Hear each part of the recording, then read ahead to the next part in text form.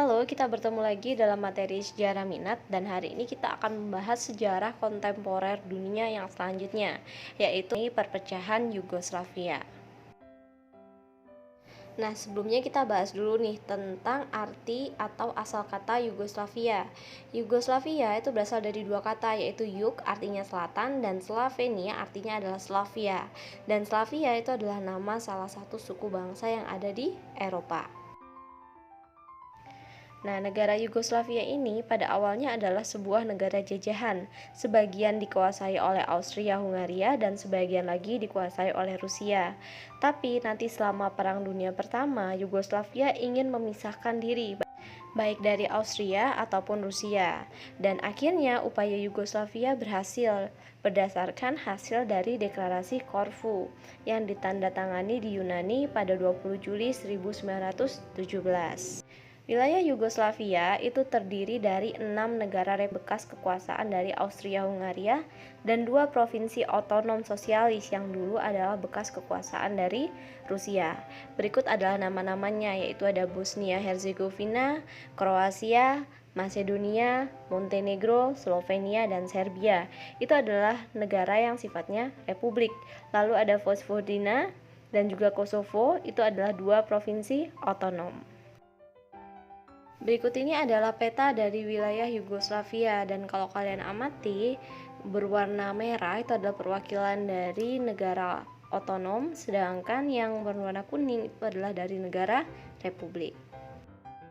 Kita lanjutkan, kita lihat dulu nih bagaimana sih sejarah Yugoslavia sebelum terjadinya Perang Dunia Pertama. Nah, ternyata wilayah Yugoslavia ini memiliki sejarah yang panjang. Pada abad ke-6 dan ke-7, orang-orang Slavia itu mulai menetap di wilayah Balkan. Jadi mereka waktu itu terpecah ke beberapa wilayah, yaitu ada di Slovenia, Bosnia, dan Macedonia, Serbia. Kita bahas mulai dari yang Slovenia. Nah, sejarah Slovenia itu berbeda dengan wilayah yang lain. Pada abad ke-8, Slovenia itu dikuasai oleh bangsa Frank. Kemudian pada abad ke-9 dan sampai dengan abad ke-14, Slovenia itu dikuasai oleh Austria. Nasib yang berbeda dialami oleh wilayah Bosnia. Mereka berhasil menjadi negara yang independen itu sampai dengan abad ke-15. Tapi kemudian pada abad ke-20, tepatnya tahun 1908, Bosnia dianeksasi oleh Austria-Hungaria. Sedangkan di wilayah lainnya, yaitu Macedonia, Serbia, pada abad ke-14 mereka ditaklukkan oleh Turki Ottoman. Nah, dari sini aja kita bisa melihat bahwa pada awalnya semua wilayah ini dikuasai oleh bangsa yang berbeda, dan tentu saja kebudayaannya juga berbeda. Lalu pada abad ke-9 itu mulai terjadi proses kristenisasi di wilayah ini. Tapi karena ada yang mendapat pengaruh dari Turki, tentu ada beberapa wilayah yang mengalami penolakan. Nah, di antara semua negara-negara tersebut, kerajaan Serbia itu menjadi negara Balkan yang paling kuat sampai dengan abad ke-12 hingga menjelang akhir abad ke-15. Sedangkan Montenegro itu adalah sebuah kerajaan independen dalam kerajaan Serbia yang nanti ditaklukkan Ottoman pada tahun 1499. Namun pada akhirnya tahun 1799 Ottoman mengakui kemerdekaan Montenegro, sedangkan Serbia baru diakui pada tahun 1892. Nah, sampai sini ternyata negara Yugoslavia itu masih belum terbentuk. Semuanya masih menjadi sebuah kerajaan-kerajaan atau wilayah-wilayah yang independen. Montenegro dan Serbia itu diakui sebagai negara yang independen dalam Kongres Berlin tahun 1878. Kemudian Serbia diproklamasikan sebagai sebuah kerajaan itu pada tahun 1882.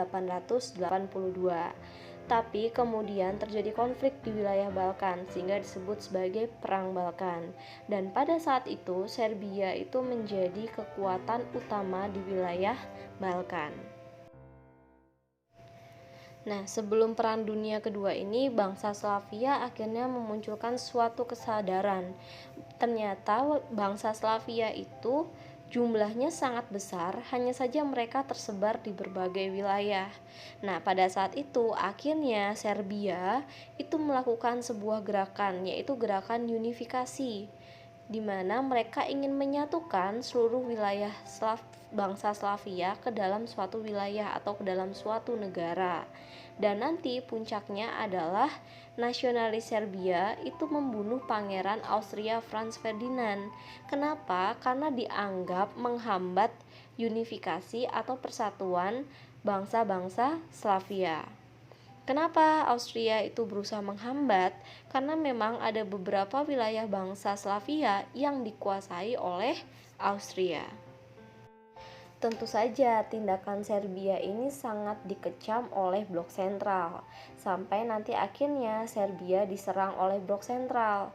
Dan ketika Serbia diserang, ternyata Serbia mendapatkan bantuan dari blok sekutu, di mana pada saat itu banyak pemimpin dan juga pasukan Serbia itu yang dievakuasi ke markas sekutu yang ada di Korfu, wilayah Yunani.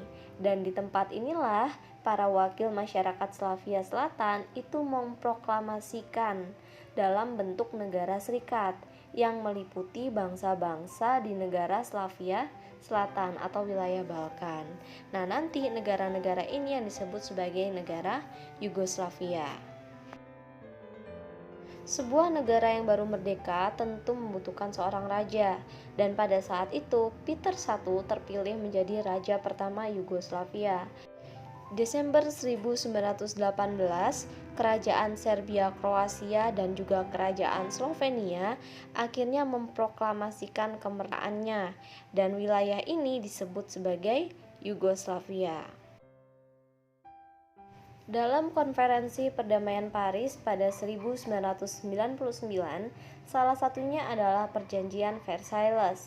Dalam perjanjian ini, mereka mengakui adanya sebuah negara baru yang bernama Kerajaan Serbia, Kroasia, Slovenia. Wilayah kerajaan inilah yang disebut sebagai wilayah Yugoslavia. Nah, sejak wafatnya raja pertama yaitu Raja Peter, kekuasaan kemudian diambil alih oleh Alexander. Nah, menjelang akhir tahun 1920, Nicholas Pasic yang berkebangsaan Serbia itu terpilih menjadi Perdana Menteri dan memberlakukan konstitusi yang sentralistik pada tahun 1921. Tapi ternyata nanti muncul perlawanan terhadap Raja Alexander karena dia adalah orang Serbia, sehingga nanti orang-orang Kroasia yang dipimpin oleh Stefan Radic itu menuntut adanya otonomi karena mereka merasa kekuasaan Serbia terlalu besar. Tapi Radic pada akhirnya dibunuh di parlemen pada tahun 1928. Setelah orang-orang Kroasia itu mendirikan parlemen terpisah di Zagreb tahun 1928. Dan ternyata hal ini membuat Raja Alexander itu kemudian menyatakan kediktatorannya. Dia membubarkan parlemen, mengubah nama kerajaan Serbia, Kroasia, dan Slovenia menjadi Yugoslavia. Tapi periode kediktatoran pada akhirnya berakhir pada tahun 1931. Kenapa? Karena pada saat itu Alexander dibunuh di Marseille, Prancis pada tahun 1934 oleh ekstremis Kroasia dan juga Macedonia. Ternyata masalah internal yang terjadi di wilayah Yugoslavia ini dimanfaatkan oleh Hungaria dan Italia. Kenapa? Karena mereka tidak menghendaki persatuan kaum Slavia. Sehingga pada tahun 1941 tentara Jerman dibantu oleh pasukan Bulgaria, Hungaria, dan Italia mulai menginvasi Yugoslavia, sehingga kemudian didirikanlah sebuah negara boneka Kroasia. Dengan seenaknya sendiri, kemudian antara Italia, Hungaria, dan Jerman itu membagi wilayah tahlukannya di antara wilayah Dalmatia, Montenegro, dan juga Slovenia. Tentu hal ini sungguh memalukan, terutama bagi Yugoslavia. Nah, pada peta tersebut kalian bisa melihat wilayah mana yang dikuasai oleh Bulgaria atau Hungaria dan juga wilayah mana yang dikuasai oleh Jerman. Yugoslavia tidak diam atas pengaruhan tersebut. Peter II itu mendirikan pemerintahan pengasingan di London, dan di wilayah Yugoslavia sendiri itu banyak tentara yang melakukan perlawanan terhadap Italia dan juga Jerman. Nah, perlawanan sendiri itu dibagi menjadi dua, yaitu perlawanan Chetnik yang dipimpin oleh Mihail Brozovic dan juga perlawanan yang dipimpin oleh Josip Broz Tito. Dalam perlawanan ini, ternyata kelompok Tito itu terpecah menjadi dua kelompok. Kenapa? Karena ada kelompok yang mau bekerja sama dengan blok sentral, sedangkan satunya bekerja sama dengan blok sekutu. Sedangkan Tito sendiri itu lebih memilih bekerja sama dengan blok sekutu, yaitu Uni Soviet. Dan ternyata Raja Peter II itu lebih percaya kepada Tito, sehingga kemudian dia mengalihkan komando militer dari Milosevic kepada Tito. Dan ternyata perjuangan Tito berhasil.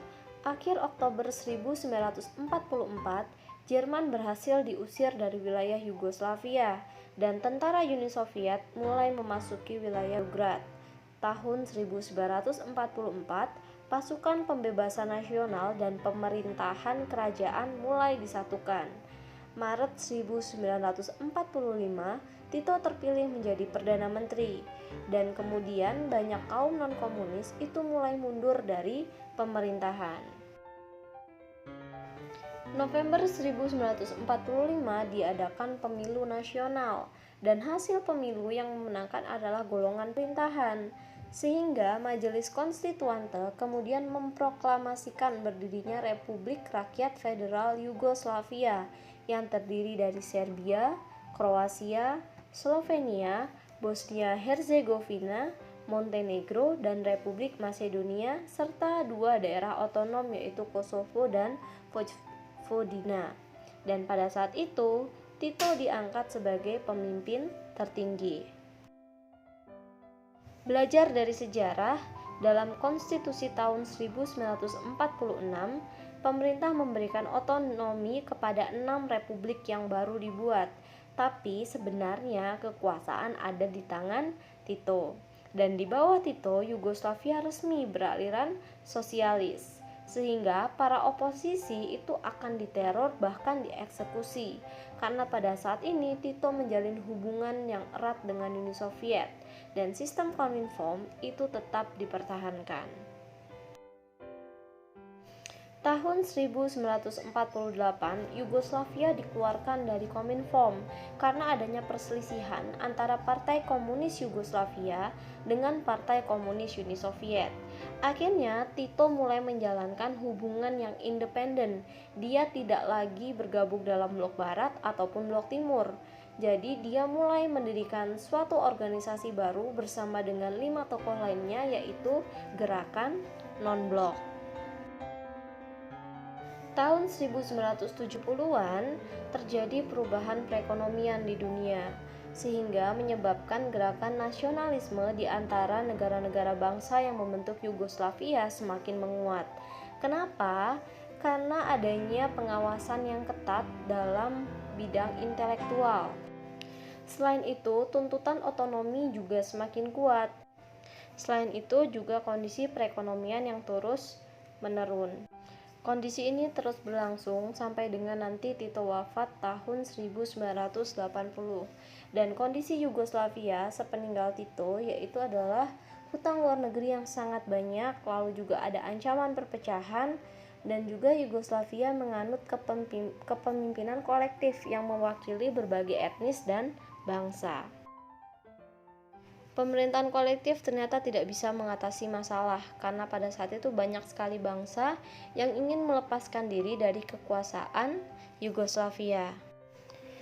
Slobodan Milosevic sendiri di Serbia pada tahun 1987, ia memimpin Partai Komunis Serbia.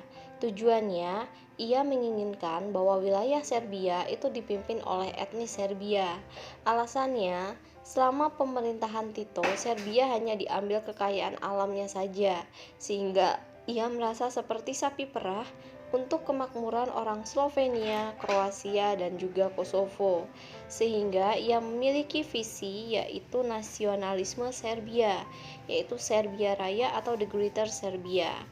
Dan pada akhirnya Slobodan Milošević itu terpilih menjadi presiden Serbia pada tahun 1989.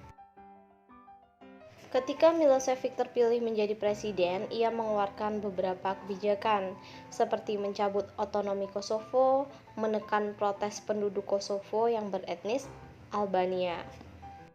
Tahun 1990, Partai Pro Kemerdekaan Non-Komunis memenangkan pemilihan umum di Slovenia dan Kroasia.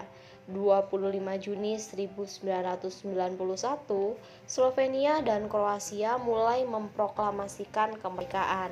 Dan hal ini memicu pertempuran. Kenapa?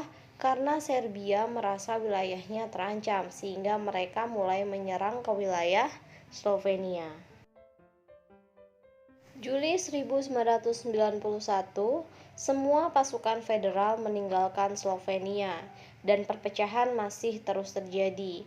Akhirnya pada 8 September 1991, Masedonia mendeklarasikan kemerdekaan. Kemudian Oktober 1991, Bosnia dan Herzegovina menyusul dengan mendeklarasikan kemerdekaannya. Saat ini wilayah Yugoslavia semakin sempit, hanya dari Serbia, Kroasia, Bosnia, Herzegovina. Tapi kemudian Kroasia memutuskan untuk merdeka. Dan hal ini ditentang oleh Serbia. Kenapa? Karena ada 13% penduduk beretnis Serbia yang ada di wilayah Kroasia. Sehingga akhirnya Serbia ikut campur dalam perang di Kroasia. Ketegangan mereda setelah PBB menegosiasikan gencatan senjata dan mengirim pasukan perdamaian. April 1992, Komunitas Eropa dan Amerika Serikat mengakui kedaulatan Bosnia dan Herzegovina. Tapi ternyata Serbia masih belum merelakan atas kemerdekaan Bosnia, sehingga Serbia akhirnya mengirimkan pasukan ke Bosnia dan Herzegovina. Alasannya karena kalau di dua wilayah ini itu ada sekitar 30% warga Serbia, sehingga Serbia merasa perlu melindungi etnisnya. Serbia melaksanakan perang pembersihan etnis Bosnia sejak tahun 1992. Efeknya banyak umat muslim di Bosnia yang tewas dan banyak juga yang melarikan diri atau ditempatkan di kamp tahanan Serbia. Memang di wilayah Bosnia ini banyak umat muslim karena mereka sempat ditaklukkan oleh Turki Utsmani. Dan untuk memuluskan langkahnya, maka akhirnya Serbia membentuk Republik Bosnia-Herzegovina Serbia, di mana wilayah ini dianggap di bawah kekuasaan dari Serbia. Peristiwa pembantaian Srebrenica atau sebuah peristiwa genosida yang terjadi pada 5 Juli 1995. 8.000 lelaki dan remaja muslim di Bosnia dibantai di daerah Srebrenica, Bosnia, oleh pasukan Serbia di bawah pimpinan Jenderal Ratko Mladic. Bangsa Kroasia kemudian memproklamasikan komunitas Kroasia Herzegovina dan mereka membawa kasus ini ke dunia internasional. Sampai akhirnya pada Mei 1992, PBB memberlakukan sanksi ekonomi terhadap Serbia dan Montenegro, serta menyerukan gencatan senjata segera di Bosnia dan Herzegovina. Tapi karena tidak ada respon dari Serbia yang saat itu memimpin Yugoslavia, akhirnya PBB memberlakukan blokade laut terhadap Yugoslavia. Dampaknya tentu sangat hebat, di mana Yugoslavia mengalami kesulitan ekonomi yang parah dan akhirnya terjadilah namanya hyperinflasi. Tidak mampu mengatasi masalah perekonomian di dalam negaranya, akhirnya Yugoslavia memutuskan untuk mengambil jalan tengah. Tahun 1955, Yugoslavia berpartisipasi dalam pembicaraan di Dayton, Ohio, Amerika Serikat, yang menghasilkan perjanjian damai antara Bosnia, Kroasia, dan juga Serbia yang memimpin Yugoslavia. Milosevic dianggap menjadi presiden Yugoslavia pada 1977, tapi wilayahnya jauh lebih sempit, yaitu hanya wilayah Serbia dan juga Montenegro. Sedangkan wilayah lainnya saat ini sudah menjadi negara-negara yang independen.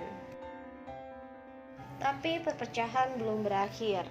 Kosovo yang mayoritas beretnis Albania terus mengalami pergolakan sepanjang tahun 1997 dan 1998.